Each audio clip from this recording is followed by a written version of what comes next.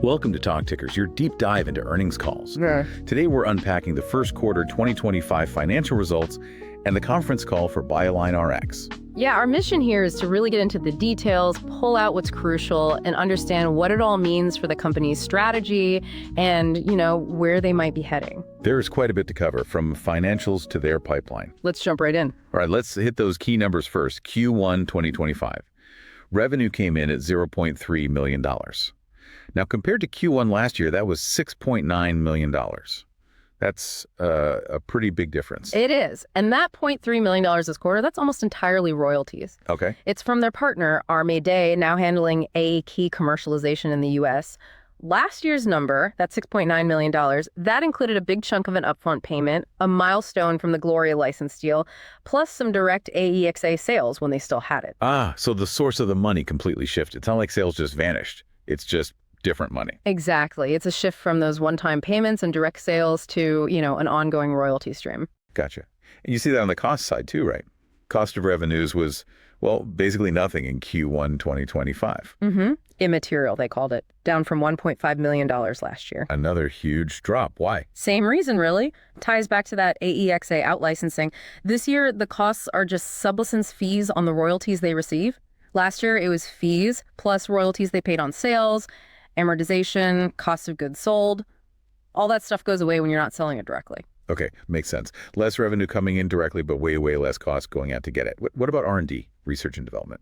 R&D expenses also down, $1.6 million this quarter versus $2.5 million in Q1 24. And the reason there? Mostly lower expenses tied to motixafortide, that's AEXA, because Armida is handling the U.S. side now. Plus, some savings from lower headcount, impacting payroll and stock compensation. And speaking of cutting costs, sales and marketing expenses, zero in Q1 2025. Zero, down from $6.3 million last year.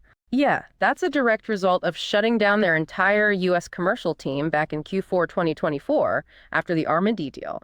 That was a major piece of their cost-cutting plan. Okay, so slashing costs across the board. How did that impact the bottom line, net income or loss? Well, this is interesting. They actually reported net income of $5.1 million this quarter. Wait, income after that big revenue drop? Yeah, compared to a net loss of $0.7 million same time last year. Okay, how does that work?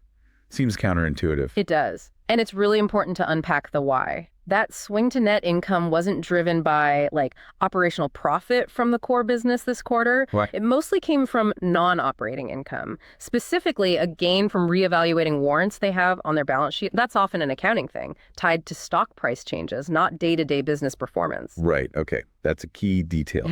So the net income number looks good, but a big chunk isn't from selling drugs or R&D progress. Still, with all the cost cuts, how's their cash looking? They ended the quarter with $26.4 million in cash, cash equivalents, and short-term deposits. And their runway. How long does that last them? Management projects that this cash gives them enough runway to fund operations through the second half of 2026. H2 2026. Okay, that gives them some breathing room. So zooming out from just the number, you mentioned this big strategic shift.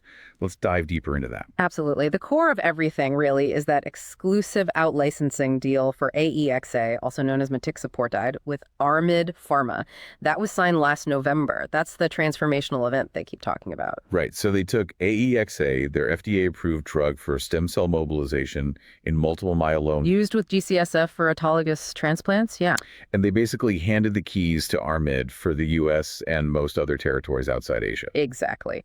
And in return, BioLine got that upfront payment, plus the potential for, pretty significant commercial milestones later on, and those royalties we saw starting this quarter. Why Armida? Did they say why they chose them specifically? They seem to think Armida is the ideal partner. They pointed to the team's track record building and selling Armida Bio for about $1.5 billion was the big example. Okay, so experience in the space. Right. And Armida's current products, like Emerge, are apparently complementary, meaning they call on similar doctors and hospitals, so there's synergy there. And how's AEXA doing now that Armida is running the show? According to management, after a transition period, it's back to growth and doing well. Armin booked $1.4 million in AEXA sales in Q1. Which generated the $0.3 million royalty for BioLineRx. Correct. So the idea is this partnership provides incremental long-term value through those milestones and the growing royalty stream. So this deal, it wasn't just about getting cash and cutting costs. It sounds like it fundamentally changed the company's focus. It really did. They framed it as allowing BioLineRx to return to its core identity. Which is? Being a highly innovative company focused on complex drug development. They feel they have an experienced team and a proven R&D track record to leverage. So with costs down and the Armida deal in place, what's the main focus now, since November? It's been an intense focus on scouting for new assets. They're looking at early clinical and late preclinical programs in oncology and rare diseases. To in-license, bring things into their pipeline. Exactly. Expand the pipeline with programs that have, and this is key, efficient and clearly defined clinical development paths. Interesting. So they're actively shopping. Very actively, it sounds like. They mentioned evaluating several promising candidates fitting their criteria. And the idea is that development costs for whatever they bring in could potentially be partly offset by milestones and royalties from Armid and that older Gloria Bio deal. So they're in due diligence now. Yeah, due diligence and discussions. They sounded pretty optimistic about maybe announcing a deal later this year. Okay. What else is happening with AEXA? The Armida deal also covers ongoing development in sickle cell disease, right? For gene therapy patients. Right, and this is a really interesting angle. Mobilizing stem cells in sickle cell patients is tough. Why is that? Well, the current gene therapies need a lot of those CD34 plus stem cells. Patients often need multiple collection sessions, apheresis sessions, which adds cost, complexity. And frankly, a lot of patients just can't mobilize enough cells with current methods to even be eligible for these potentially curative therapies. And AEXA might help there. That's the hope.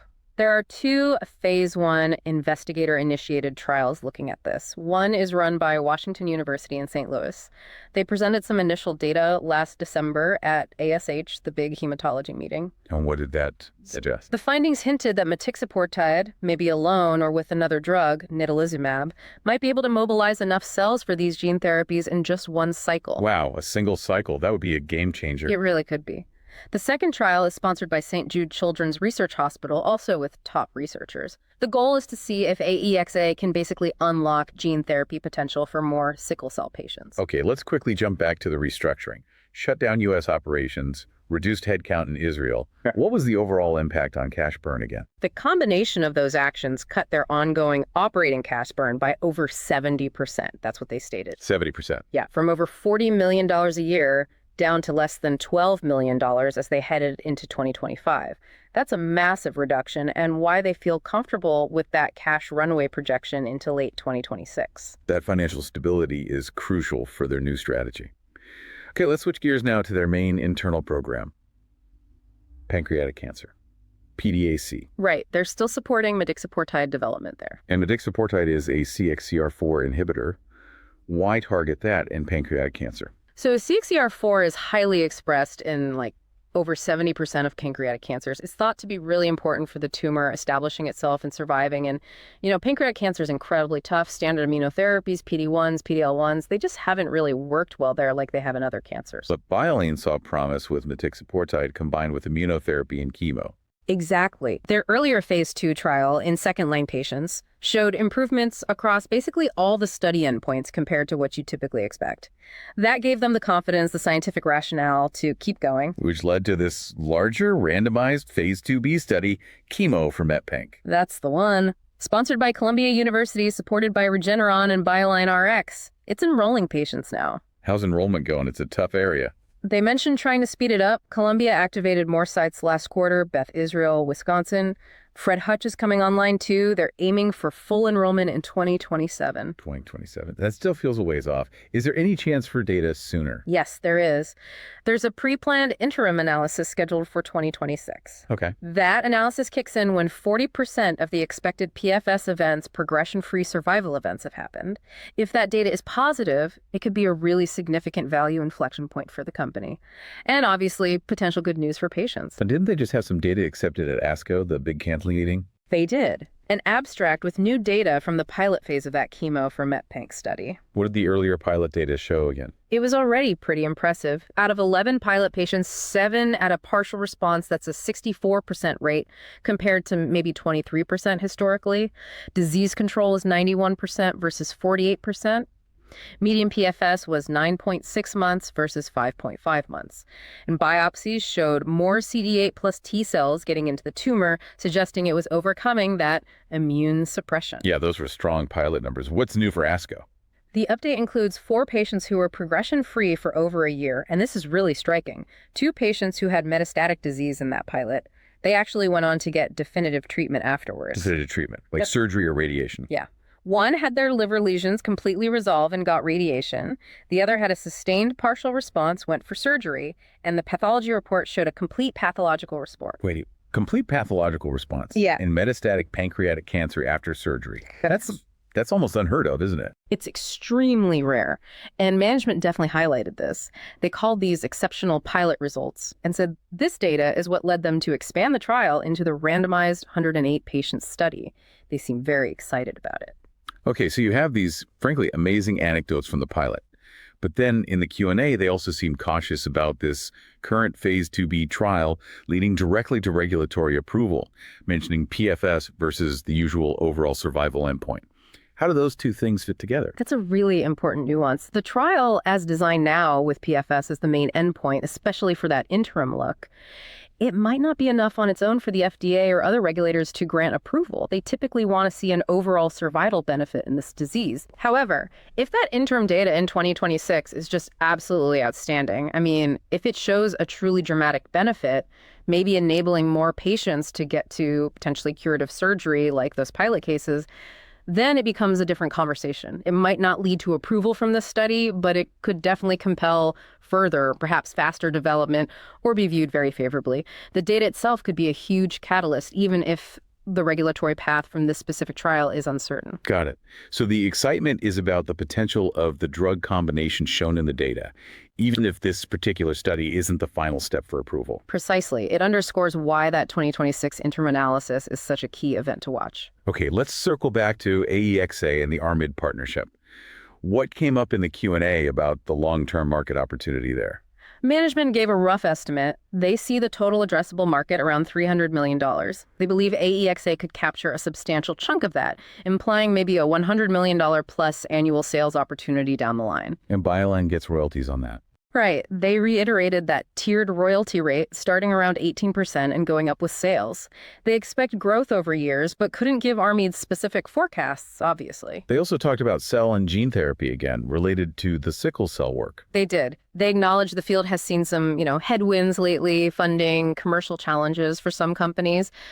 But they view it as a definite long-term play. And they mentioned AEXA's patent life goes out to 2041, so they have time. Why is AEXA potentially so valuable in that gene therapy context? Because mobilization is such a bottleneck.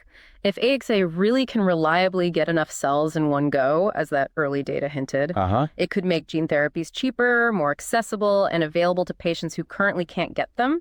That's the big upside potential they see becoming a key enabler for these potentially curative treatments as the field matures. So the Armida deal keeps that potential alive without BioLine footing the whole bill. Exactly. It keeps that option open, a significant potential future value driver, while they focus resources elsewhere. And the milestones from Armida, what's the total potential? Up to $87 million potential milestones from Armida, mostly tied to hitting commercial sales targets.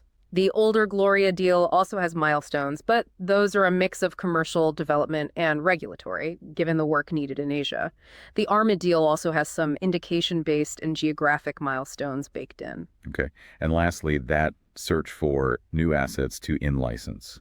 What more did they say about that process? They described it as a pretty large, comprehensive effort, using consultants, actively evaluating programs, doing the due diligence work. What's the ideal asset profile they're looking for?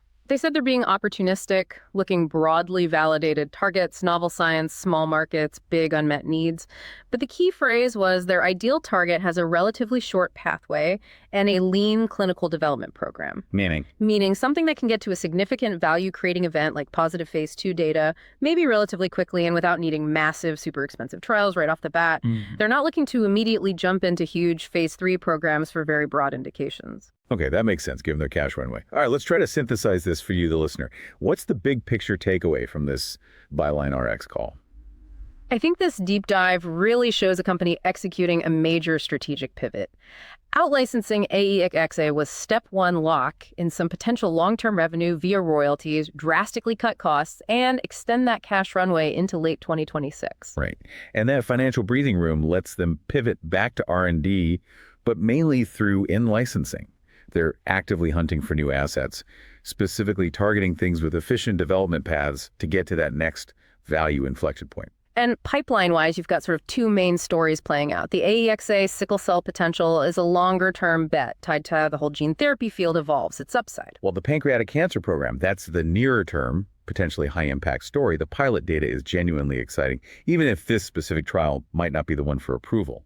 That 2026 interim data is the key catalyst to watch there. So yeah, it's a story of streamlining, getting financially stable, and now aggressively searching for the next big thing to drive value. A company definitely in transition, setting up for its next phase. Okay, and now you know what time it is. The highly speculative, absolutely not financial advice segment. Let's have some fun. Pitch an outrageous, but maybe just plausible, trade idea based only on this call. All right, here we go. You heard that chemo for METPanc pilot data, right? The complete pathological response in a metastatic patient, tumors disappearing. Yeah, pretty remarkable stuff, even if anecdotal. Okay. And you heard management carefully manage expectations about this phase 2B trial leading directly to approval, citing the PFS endpoint. But that 2026 interim analysis is happening. Right. So the outrageous but plausible trade. You go long, maybe even concentrated now. You're betting entirely on the chance that the 2026 interim data is so unbelievably good, so unprecedented for pancreatic cancer that the market just goes wild. Even knowing the potential regulatory hurdles for this trial. Exactly. That's the outrageous part. You're betting the data will be so compelling, echoing or exceeding that pilot data, that the market reaction completely overwhelms the cautious regulatory commentary. It's a pure catalyst play on an absolute outlier data event in one of oncology's toughest nuts to crack. It ignores the nuance, bets on the raw potential impact hinted at in the pilot. Definitely high risk, potentially high reward if that data hits like a bombshell. And definitely not financial advice. Absolutely not financial advice. Okay, so wrapping up our deep dive into this BioLineRx material, we've seen a company that pulled off a major strategic shift with AEXA out-licensing, cutting costs dramatically, and securing initial royalty revenue. Yeah, they're now squarely focused on rebuilding the pipeline through in-licensing, using their stronger balance sheet and longer runway to find assets, especially ones with that short pathway to a value event. The pancreatic cancer program is still a key focus internally. That early data is undeniably promising, supporting the ongoing trial, even if the regulatory path from this study seems like a longer shot. The 2026 interim look is critical. And AEXA in sickle cell remains that longer-term upside linked to the future of cell and gene therapy. And remember, everything we've discussed is based purely on the source material provided. So maybe a final thought to leave you with. Management wants that new asset with a relatively short pathway and lean clinical development leading to a value-creating event, maybe announced later this year. Given their background, what kind of oncology or rare disease program really fits that bill? What could move the needle quickly for the company and ultimately for patients? Something to ponder as they continue their search. We hope this deep dive has been valuable for you.